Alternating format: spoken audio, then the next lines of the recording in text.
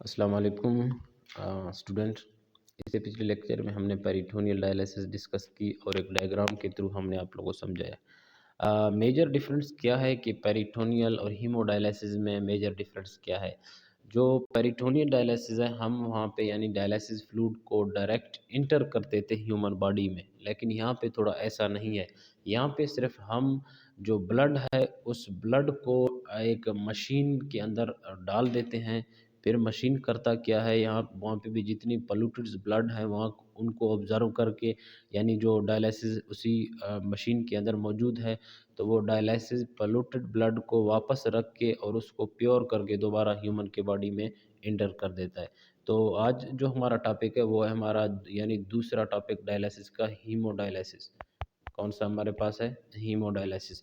سب سے پہلے اس کی ڈیفینیشن دیکھتے ہیں. کہہ رہا ہے in this modern method the blood of patient is passed through a machine called dialyzer. کہہ رہا ہے اس ماڈرن میتھڈ یعنی یہ تھوڑا ایک ماڈرن میتھڈ ہے، یہ کافی لوگ کرتے ہیں تو اس کو بولتے ہیں ہیمو ڈائلیسس.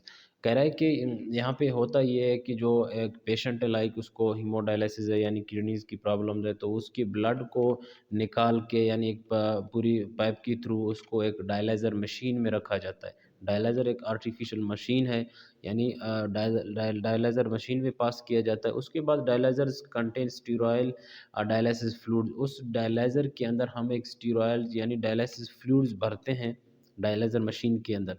اس کے بعد bloods flow through dialyzers tubes and dialysis fluids flow around these tubes. یعنی جتنے بھی انسان کے جو ہیومن یعنی جو پیشنٹ ہے لائک جس کا ہم نے لیا تھا سیمپل، یعنی اسی پیشنٹ کا بلڈ ہم ڈائلیزر میں ڈال لیتے ہیں. کس میں؟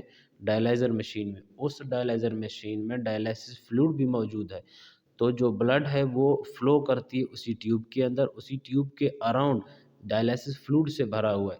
تو پھر آگے ہوتا کیا ہے، in this way waste materials from bloods are observe. یعنی اس پیشنٹ کے بلڈ کے اندر جتنے بھی ویسٹ مٹیریلز ہیں یعنی جتنے بھی گندگی ہے وہ وہاں پہ اس ڈائلیسس فلوئڈ میں آبزرو ہو جاتا ہے. وہ ڈائلیزر کے اندر سارا آبزرو ہو کے پھر آبزرو ہونے کے بعد بائی ڈائلیسس فلوئڈز اینڈ یعنی بائی ڈائلیسس فلوئڈ کے تھرو جا کے آبزرو ہو جاتا ہے. جو ہی آبزرو ہو گیا and clean bloods go back to body. صاف بلڈ دوبارہ، یہ جیسے میں نے دیکھو یہ ایک پلیوٹڈ بلڈ ہے، ہمیں ایک پیشنٹ کا لیا ڈائلیزر مشین میں رکھا، ڈائلیزر مشین میں رکھا تو ڈائلیسس فلوئڈ بھی اسی مشین میں ہم نے بھر دیے. دیکھیے یہ سارے ڈائلیسس فلوئڈ ہیں، اگر سمجھ نہیں آ رہا ہے یہ ڈائلیسس فلوئڈ ہے. اب ڈائلیسس فلوئڈ کی بھرنے کی وجہ سے جتنے بھی پلیوٹڈ بلڈ ہے وہ اسی ڈائلیزر مشین میں آبزرو ہو جاتے ہیں. ڈائلیزر مشین آبزرو کر کے ڈائلیسس فلوئڈ میں دوبارہ لے جاتا ہے.